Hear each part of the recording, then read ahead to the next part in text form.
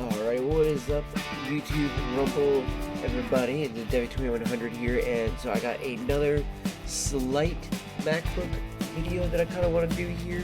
The main one I really want to talk about is being a lifetime, PC user and having switched over to Mac, and how that's all been, how I've kind of handled the situation, handled, learning macOS and everything like that.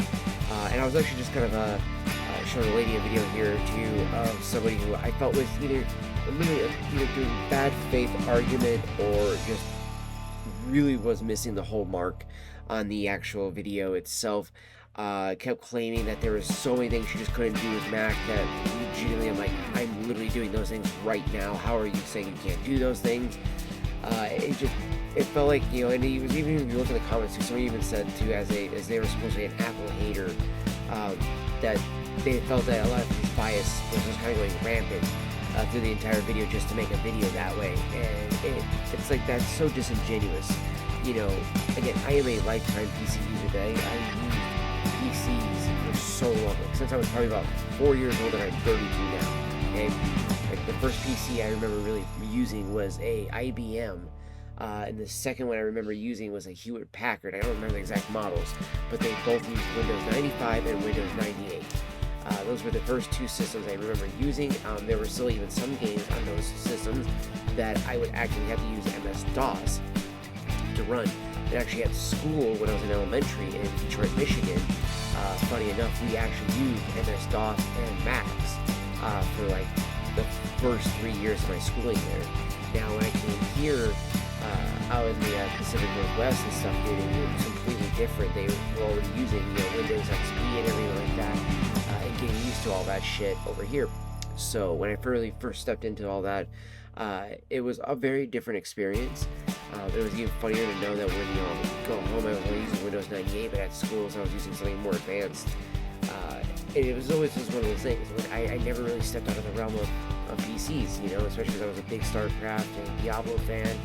And for me at that time, those were the only two games I really played, but they were also only really on PC in my mind. It wasn't until I was around a teenager that I really started getting to know more about Macs. Like, I remember wanting a Mac as about 12 to 13 years old was when it really started, and then it wasn't about 14, 15 that I was like, I really want a Mac. At that time I wanted the iMac.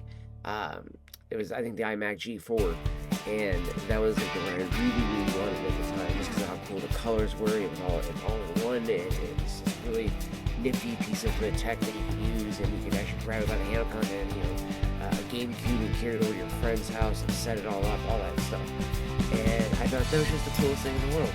And of course, I would always be told by my stepdad all the time, he's like, oh, it's not worth it, man. You might as well build your own PC. Okay, fine. We built our PCs for 5-6 years maybe, and they were great. I enjoyed it, but then it got to a point where it was like, okay, now I'm no longer building my own. I'm buying a laptop. At that point, I was buying a couple different laptops. I had bought a couple different pre-builts, and then I got to a point where when I was going to do construction, I know my little ass, do a construction job. When I went to go travel for it, though, I was going all the way up to Seattle, and I was like, there's no fucking way I'm taking a desktop with me. So I actually sold the desktop I had at that time, got two laptops, an Alienware M15R1 and a Razer Blade 15. And those bad boys both had a 1080 graphics card in them, and I thought I was just the hottest shit in the world with those two bad things. And then I remember when I got back home, it wasn't shortly after that I started really having issues using both of them. And then I was like, okay, this is kind of something's got to give. I got to figure out something. And then it would be, I'd say, another couple years later, probably up until, I'd say actually 6-7 years later, do I get my desktop. And this thing has served me for only 1 year. Okay, I thought it had actually been longer than that. Then I looked at when I bought it, looked at all this stuff like that. And 1 year. That's it. So 1 year for me, chat. And the sad part is that it's not like the PC itself is actually going out, but it's that as updates and software keeps getting more and more advanced, it's that it can't handle multiple tasks sometimes. If it's like streaming like OBS right now and Cyberpunk, it would crash like that. So there's a lot to be said with that, and so I feel like the biggest caveat to it is like you gotta either just pick streaming, pick gaming. If you've got a game, it's gotta be a low intensity game like, fucking World of Warcraft, Command & Conquer, StarCraft, something like that. Something that's not gonna eat up a lot of GPU or CPU, but something you can still enjoy, right? But it gets to a point where you're like, okay, but if I really, really want to play Cyberpunk, or let's say even The Witcher, you really have to decide, do I play the game and stream, or do I just play the game? You shouldn't have to be down to those delegations of like, what do I do? But 9 out of 10 times, that's how it seems to go. It really does. And I think a big proponent of this is the,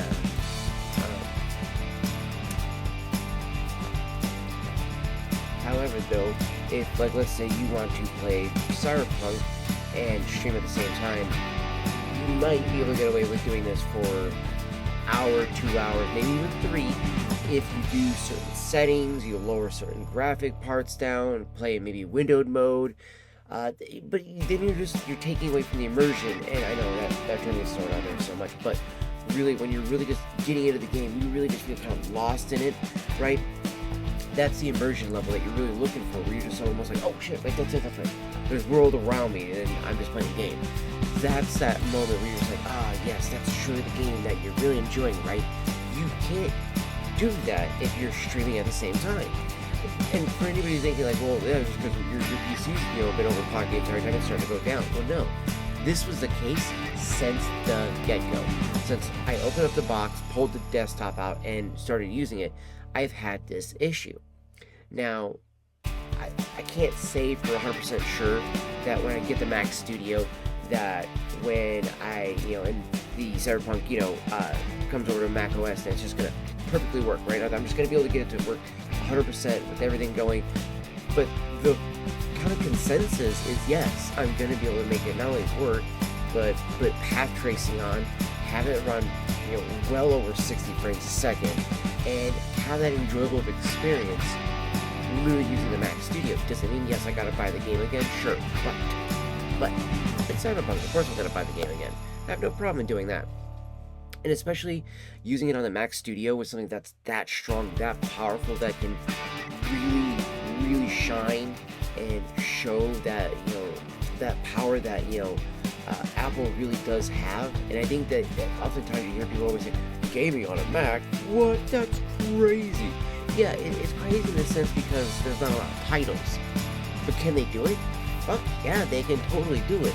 It's just that more titles need to get off their ass and be like, hey, you know what? Macs can actually game now. We should make our titles actually support that now. More are coming along the way, but it's just not enough yet. So it would be great to see more companies finally be like, you know what? I think Mac has finally come a long enough way that we can finally actually, support that with our games now. I mean, if Cyberpunk, of all things, is finally coming to Mac, right? I mean, literally, as a PC user, that was pretty much all of our benchmarks.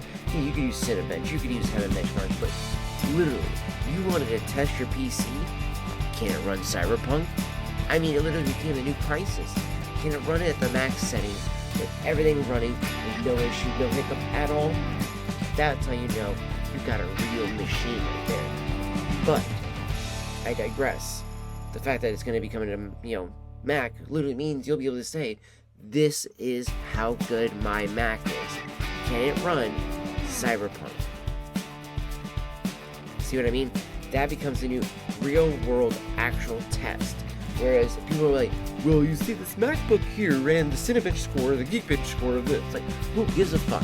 Unless really you are a massive coder, 3D developer, or whatever the case is, you're most likely not probably going to be buying a MacBook Air just for that reason. I mean, I bet you're buying a MacBook Pro or the Mac Studio or the Mac Pro to do shit like that. If you're trying to do it at the level of a PC user, right? However, most people who are buying a Mac are not doing these things.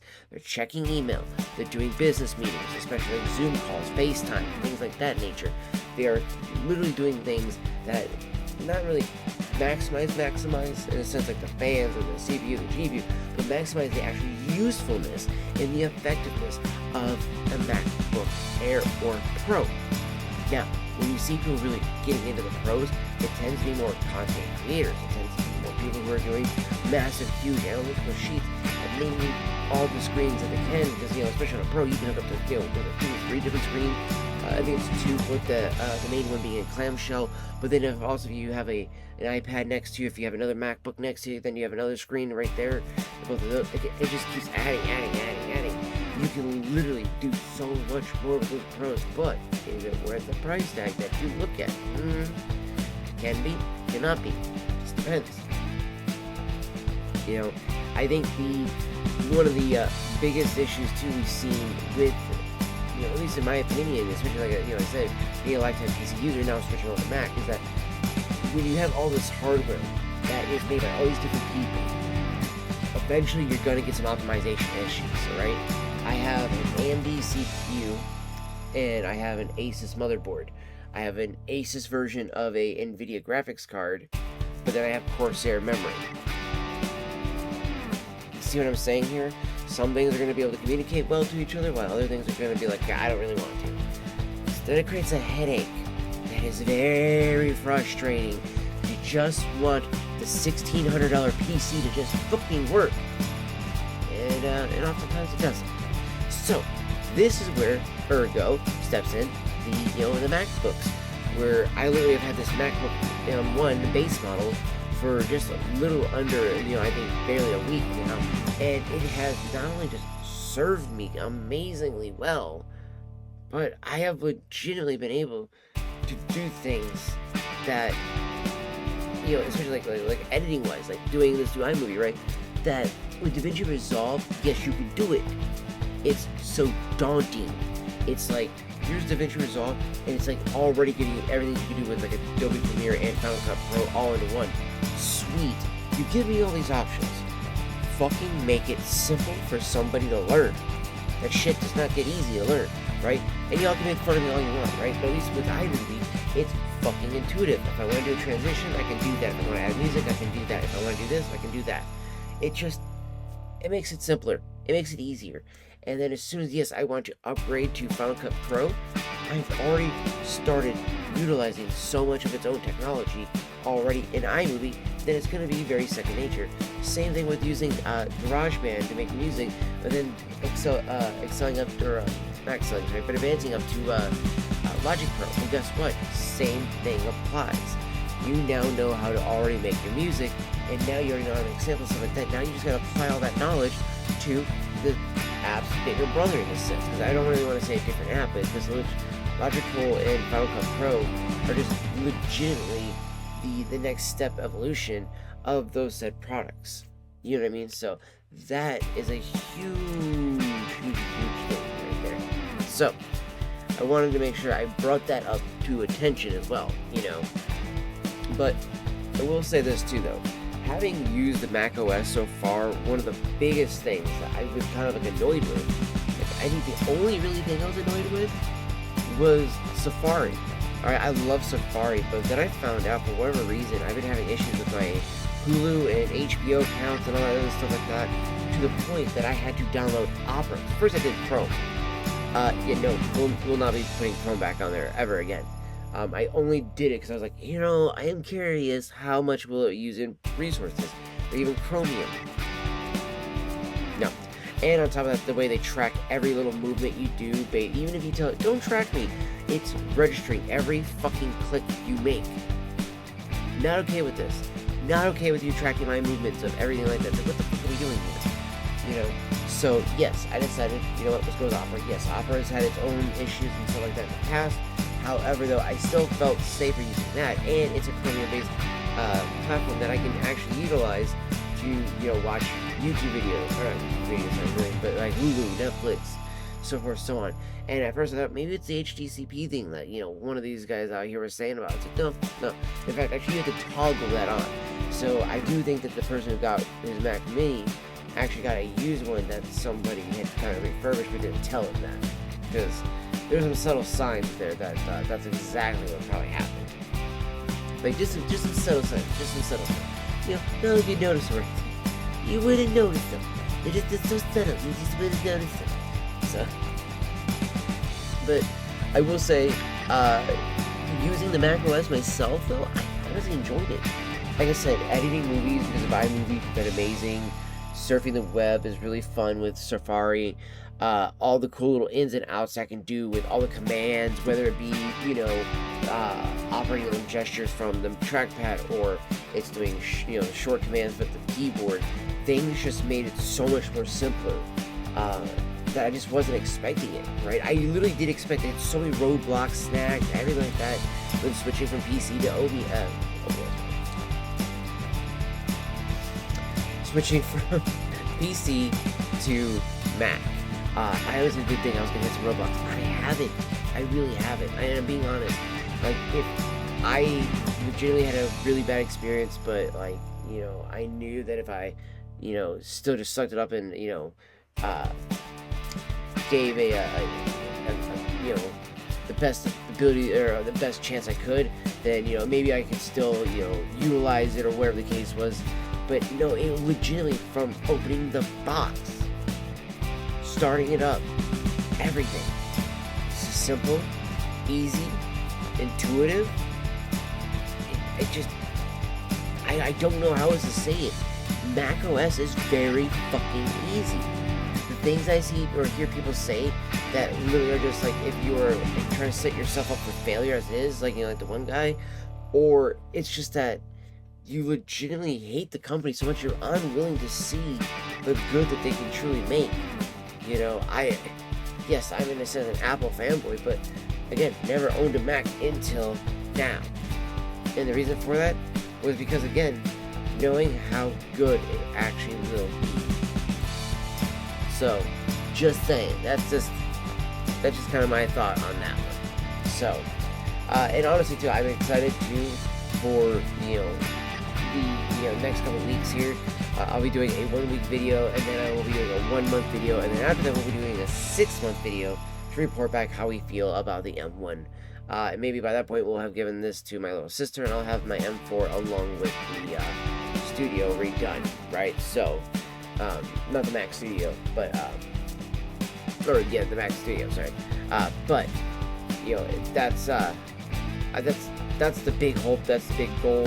You know what I mean? That's what I'm grinding for and towards and hoping for, because honestly, like I said, it's just been an absolute blast using these. One thing I do want to throw in this video too, the trackpad, right? Playing Cyberpunk and using the trackpad to aim while moving.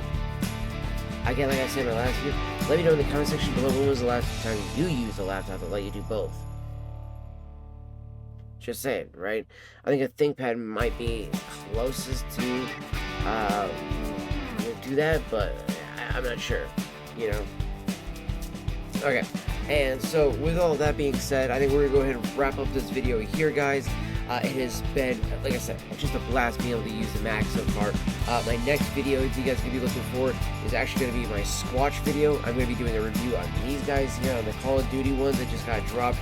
Plus, I want to do a video on all the Marvel bricks as well, now that we have the ability to really splice all these together really well with iMovie and really make some banger content for you guys.